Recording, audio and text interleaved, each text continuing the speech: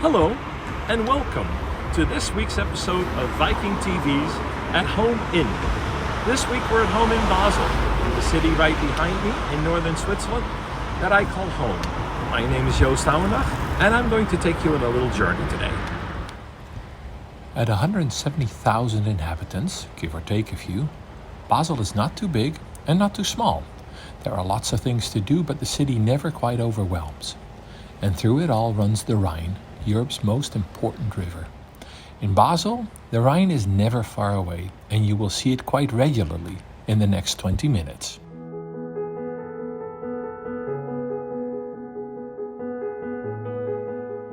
If your time is limited, first off I would say I'm sorry because I think you need a little bit more time here.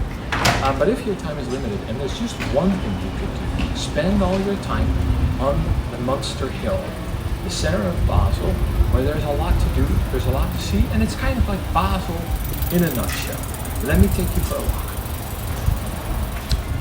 I'm standing at one of the very oldest paved streets in all of Basel. And this street, it's more a set of steps, it's 69 steps all in total, has a very strange name. It is the Alley of the 11,000 Virgins.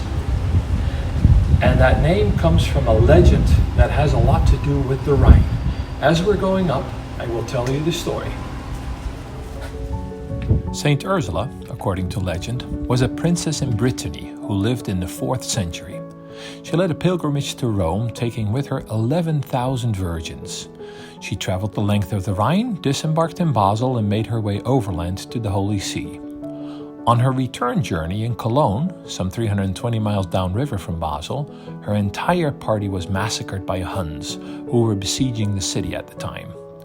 Ursula could have saved herself by marrying the heathen king of the Huns, but preferred martyrdom instead. If Ursula ever existed, and there's a lot of doubt, there were probably only 11 young women in her entourage. The 11,000 is now thought to be a typo of sorts.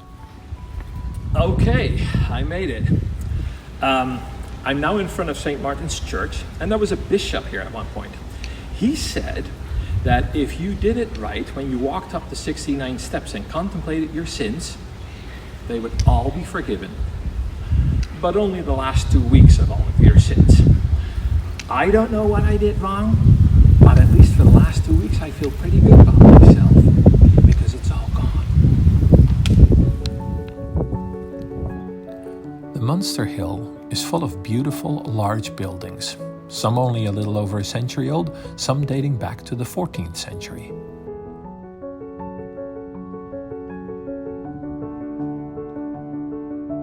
The Blue House, with its fanciful wrought iron fence, was a palatial Baroque residence built for the brothers Jacob and Lucas Saracen, who were in the silk ribbon business.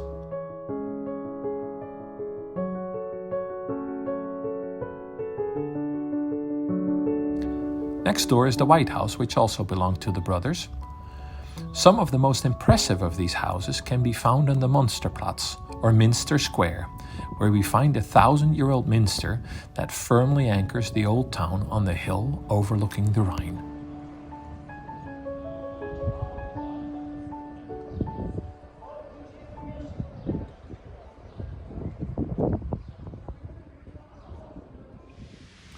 The inside of the Munster is rather sparse. In 1529, Protestant iconoclasts ransacked the interior, dragged out many sculptures, paintings, and carvings, and burned them in large piles on the square. The Munster has been a Protestant church ever since, and much of the art was never replaced.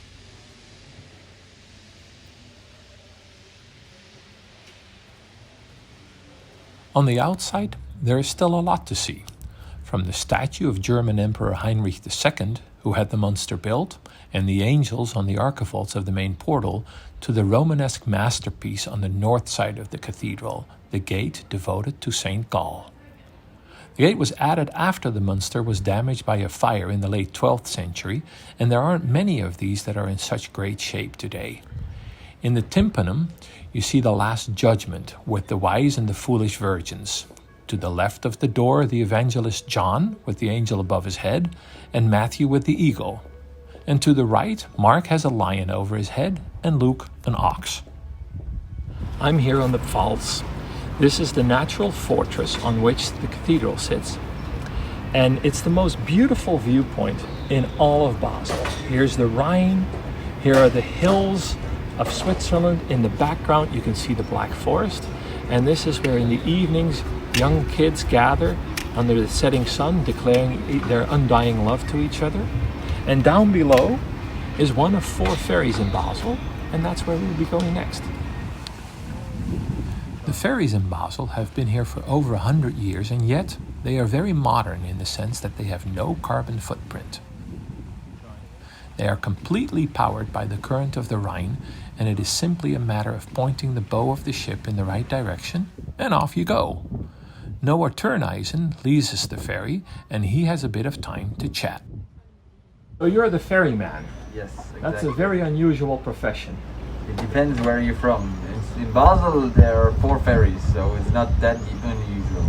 Okay. Noah, who wears a face mask decorated with the Basel coat of arms, explains that 3 of the 4 ferries carry the names of 3 traditional social clubs in Basel.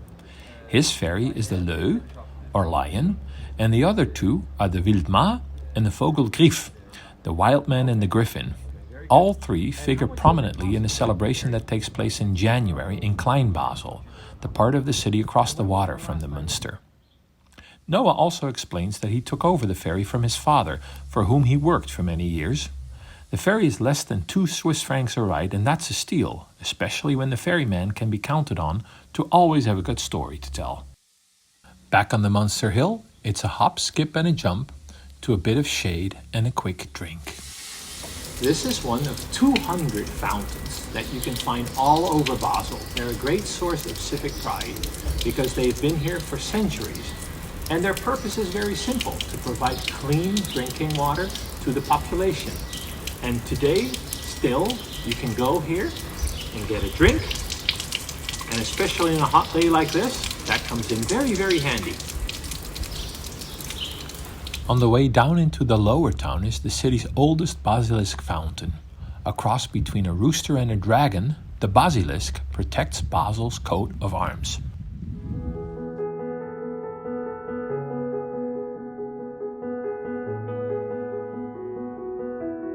Basel has great restaurants and cafes, but when I think about food, the first thing that comes to mind are the seasons in the countryside around the city. In April, you can go into the forest to cut wild garlic, which makes a terrific pesto sauce when you cut it up, add ground pine nuts and Sprinz cheese, and plenty of olive oil. In early July, as the cherry season comes to a close, there are fresh berries.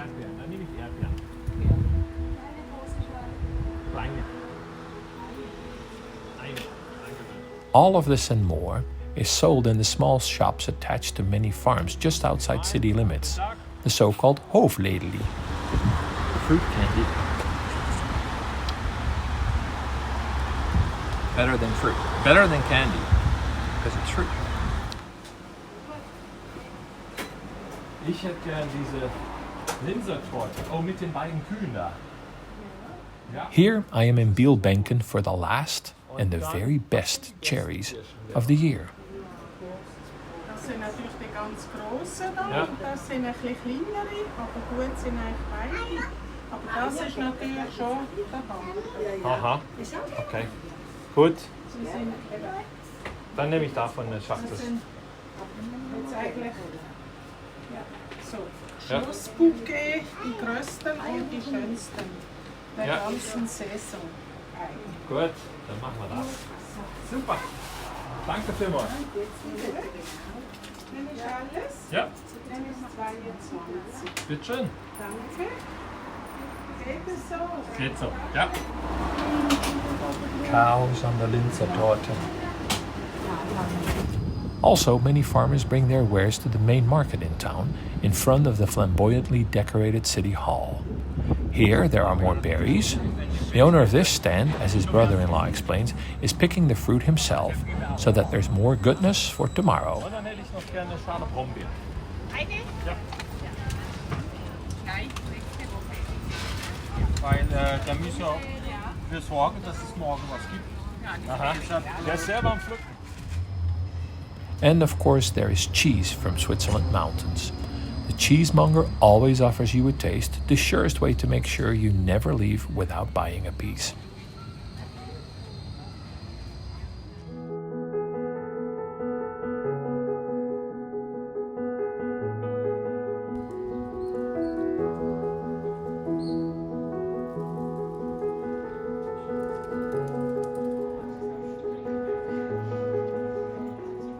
Basel's main market square sits on a piece of flat land wedged between the Munster Hill and Spalen Hill. Here, there are many quiet residential streets with small gardens, beautiful architecture, and some lovely small squares. Of course, always with a fountain.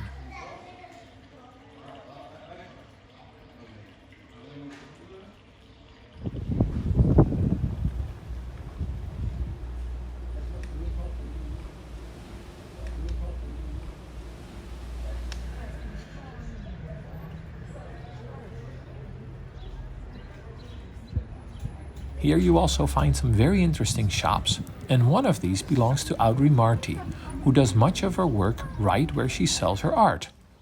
I asked Audrey to explain a bit about the way she works, because her paintings have an unusual 3D effect to them.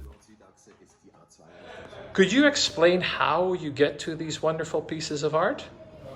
Oh, it's a long story, but I do this 25 years now. And it starts with a storm who took the roofs from my neighbors and throw it to the parterre. And it gives me a big idea to make big cows. My only instrument is this hammer. I do anything with this hammer. I do not only cows, I do also people paintings, airplanes, ship, everything I do. Harleys. And first I see the stone, then I work with the stone in a form, then I start to create. It's like building a house for me. And it comes to a moment, I think that's a good job I do, and then I put it on the wall and people come, many Americans, and buy this. So Audrey goes on to explain that you should just call me and I will put you in touch to make it happen. Ouendag, and you will get a nice painting from me. On my way down to the river, I stopped by one of my favorite squares in Basel, neatly tucked away, so a little hard to find. In the middle there is a fountain with a monkey on the top. For more than 500 years, Basel has had a great fall fair, and centuries ago, exotic animals were all the rage at the Herbstmesse, and the fountain dates back to that time. The little square has a few restaurants, a baker, a toy shop, plenty of outdoor seating, and, very important on sunny summer days, a lot of shade. Small wonder that it's always this lively. From here, it's a few minutes to Maren Gnedinger's Chocolate Cafe near the Rhine, and that's where we will go next. We're here at Cafe Chocolate, my favorite hot chocolate place in the world. This is 62% Venezuelan chocolate, and it's one of their best. We missed Maren today, which is a shame because she has great stories to tell about the way she selects her chocolate from small purveyors all over the world and makes sure that all of it comes from responsibly harvested beans. Or how she has collected so many chocolate shop signs that she felt compelled to open the cafe just to have a home for them.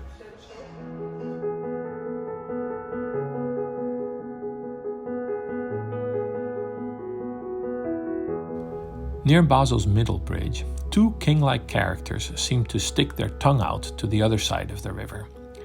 They show the Lellekönig. Lelle is a local expression for tongue. They are thought to be a cheeky dig towards the part of the city many visitors never get to see. Across the water, Helvetia, the woman who adorns the Swiss 2-franc piece, has decided to get away from it all, and she's caught contemplating the journey ahead, looking across the Rhine.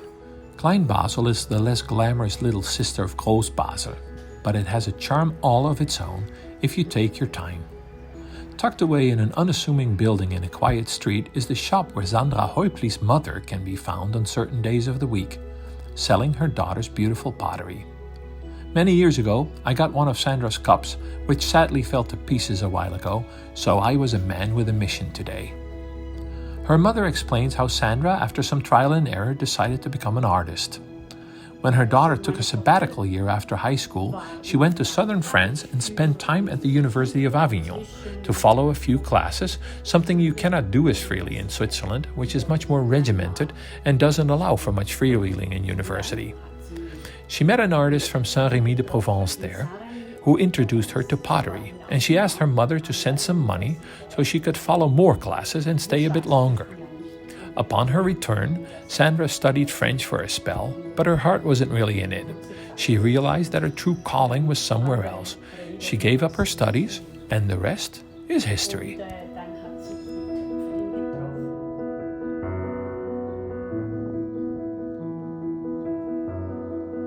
From quirky fountains and second-hand shops, and from old Baroque houses to pop-up cafes along the Rhine, all the way to a beached lighthouse ship, Klein Basel is a bit off the beaten path, but certainly worth a bit of time.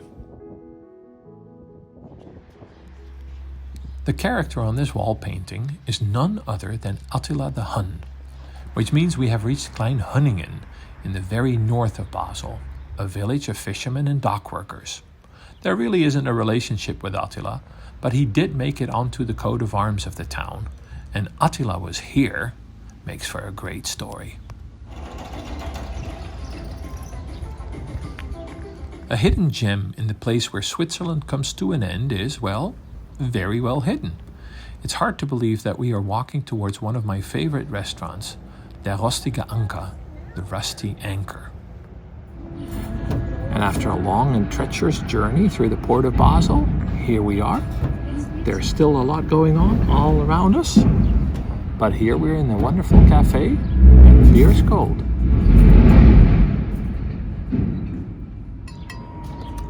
Cold cucumber and dill soup. There's nothing better than a meal at the water's edge, because there's just always something to see. Mama's in the front, Daddy's pulling a tail end.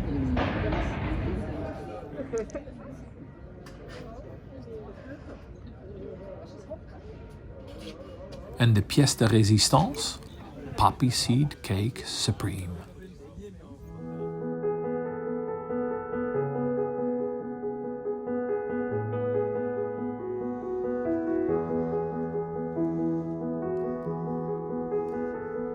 Whenever I have a bit of time and a bit of money, I go to Bieder & Tanner, a Basel institution. They sell much more than just books. You can also get your wikkelfish here. This is a Basel original, a wet bag to put dry clothes in as you make it down the Rhine. There are few things better on the sometimes hot and muggy days of summer than to float down the river, pretending to be a super fast swimmer or simply letting the current whisk you away.